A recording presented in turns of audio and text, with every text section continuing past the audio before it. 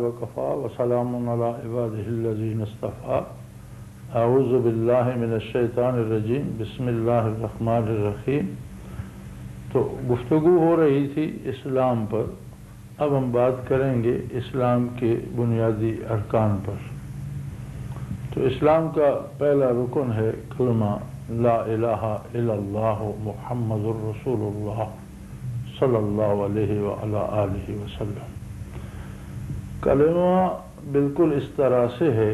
جس طرح بہت سی ریلوے لائنز جا رہی ہوں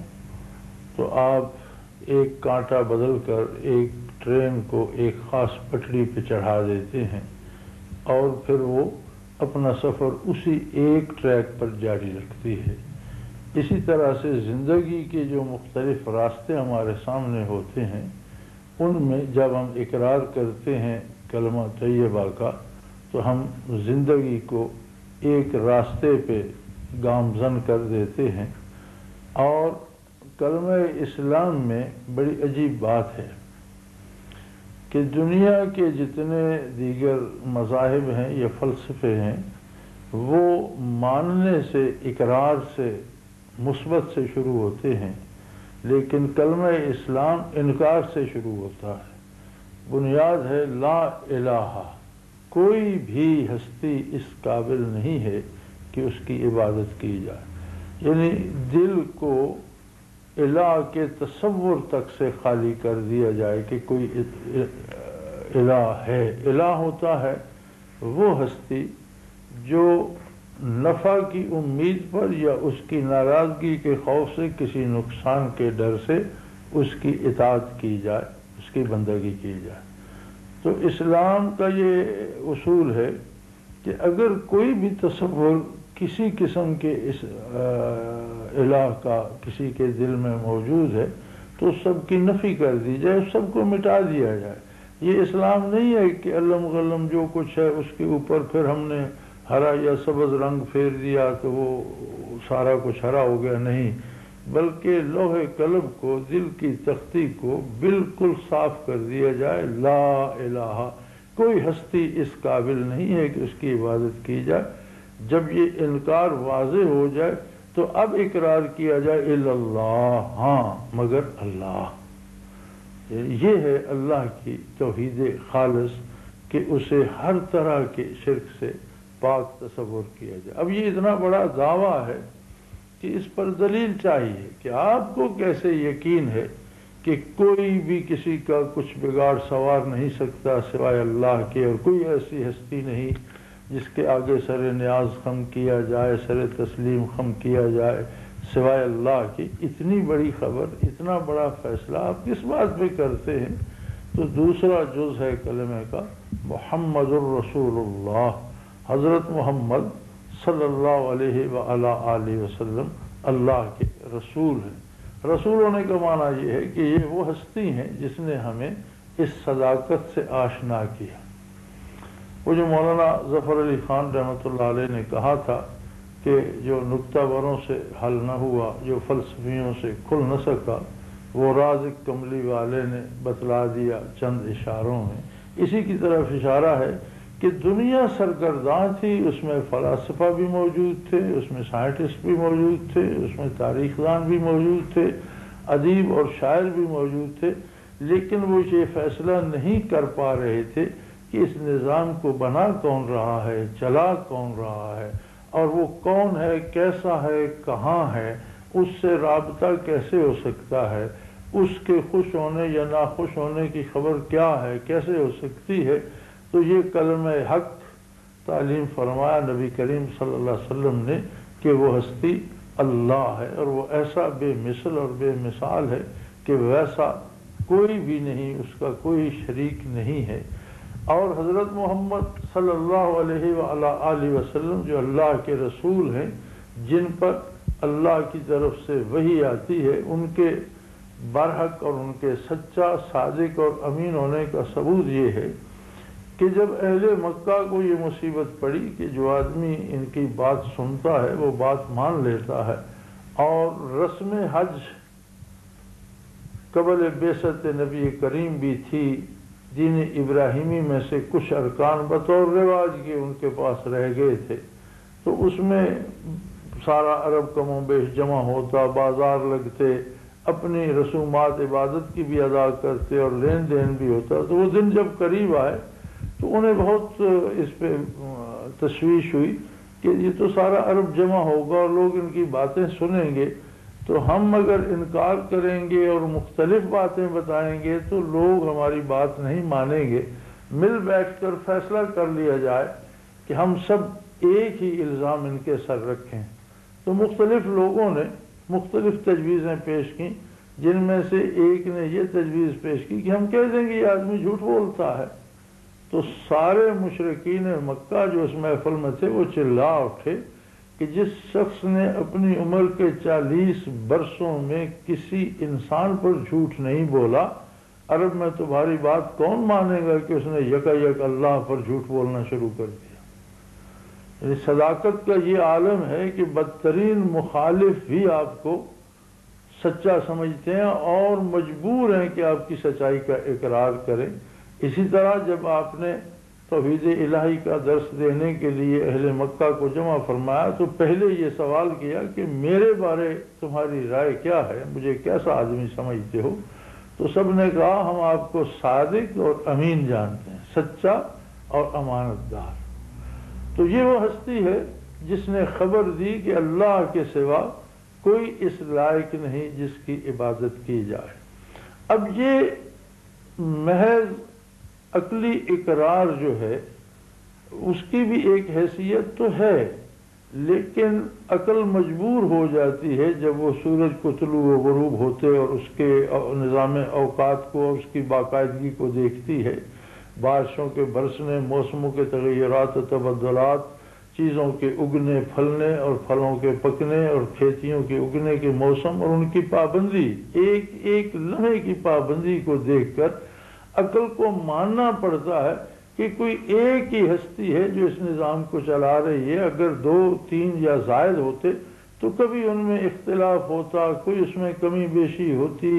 کہیں کوئی فرق نظر آتا، کوئی ایک متفق ہوتا، کوئی نہ ہوتا، لیکن یہاں ایسا نظام چل رہا ہے جس میں کسی کو دم مارنے کی مجال نہیں ہے، لہذا کوئی ایک ہی ہستی ہے، وہ کون ہے، وہ کیسی ہے۔ اس پر علامہ اقبال مرحوم نے فرمایا تھا کہ خرد نے کہہ بھی دیا لا الہ تو کیا حاصل، یعنی عقل کی تو مجبوری ہے کہ اسے کہنا پڑے گا، جو بھی صاحب رائے ہوگا، جس میں بھی سمجھ ہوگی، وہ ضرور کہے گا کہ ایک ہی ہستی ہے، لیکن دل و نگاہ مسلمان نہیں تو کچھ بھی نہیں۔ اصل دل کو قبول کرنا چاہیے، اسی لیے اس کلمے کے لیے کہتے ہیں کہ اقرار باللسان و تصدیق بالقلب، کہ زبان اقرار کرے اور دل اس کی تصدیق کرے۔ دل کیسے تصدیق کرے؟ یہ بھی کمال ہے اسلام کا کہ اسلام محض فلسفی نہیں ہے، محض باتیں نہیں ہے۔ اسلام جہاں احکام دیتا ہے، جہاں تعلیم دیتا ہے، وہاں کیفیات بھی دیتا ہے۔ اور جب بندہ خلوص سے لا الہ پڑھتا ہے اور الا اللہ پڑھتا ہے تو اس کے دل میں ایک کیفیت بھی آ جاتی ہے کہ اور کوئی بھی عبادت کے لائق نہیں سوائے اللہ کے۔ اور جب وہ محمد الرسول اللہ پڑھتا ہے تو اس کے دل میں ایک کیفیت آ جاتی ہے کہ انسانوں میں کوئی ایسی ہستی نہیں ہے جیسی وہ ہستی ہے جس نے ہمیں اللہ کی توحید سے خبردار کیا۔ اور پھر اس کی رضامندی کس بات میں ہے، اس کی ناراضگی کس بات میں ہے، وہ کن باتوں کو چاہتا ہے، وہ کیسا ہے، وہ کہاں ہے، اس کی ذات کیسی ہے، اس کی صفات کیسی ہیں، یہ ساری چیزیں ان 2 جملوں کی وضاحت میں آ جاتی ہیں۔ جب یہ طے ہو جاتا ہے کہ لا الہ الا اللہ محمد الرسول اللہ، تو گویا ہم نے اقرار کر لیا کہ معبود برحق صرف ایک ہے اور اس کی خبر ہمیں اللہ کے رسول نے دی۔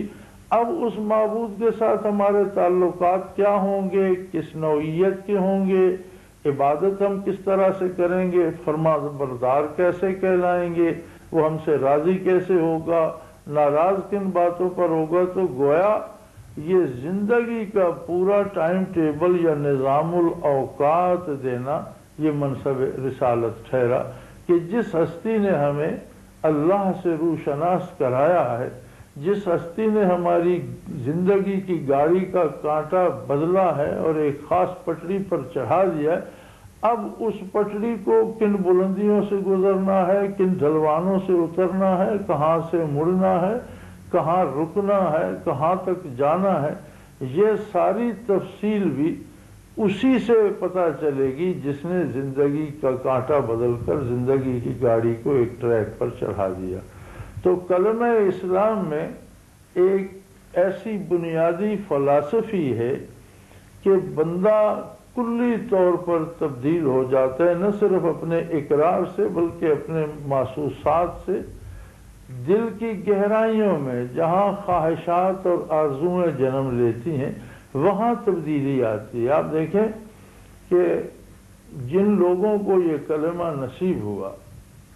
وہ عرب کے رہنے والے وہ خانہ بدوش تھے جن کی زندگی لوٹ مار میں گزرتی تھی، لیکن جب انہوں نے کلمہ پڑھا تو زندگی میں وہ تبدیلی آئی کہ جو دوسروں کا مال لوٹ کر کھاتے تھے وہ مزدوری کرتے، اور جو خود کماتے وہ دوسروں کو کھلا کر خوش ہوتے تھے، ضرورت مندوں میں بانٹ کر خوش ہوتے تھے، اگرچہ خود کو بھوکا سونا پڑتا۔ قاتل عادل بن گئے، اور عجیب بات ہے کہ جو قوم جاہل اور ان پڑھ تھی وہ دنیا کی استاد بن گئی، معلم بن گئی۔ جو لوگ خانہ بدوش تھے وہ دنیا کے بڑے بڑے حکمران بن گئے، چرواہے جرنیل بن گئے۔ اس ایک تبدیلی سے، اس ایک کلمے سے، پھر اس کلمے میں کمال یہ ہے کہ آپ زبردستی کسی سے کلمہ نہیں پڑھوا سکتے، بنو کے شمشیر یا گن پوائنٹ پر آپ کسی کو مجبور نہیں کر سکتے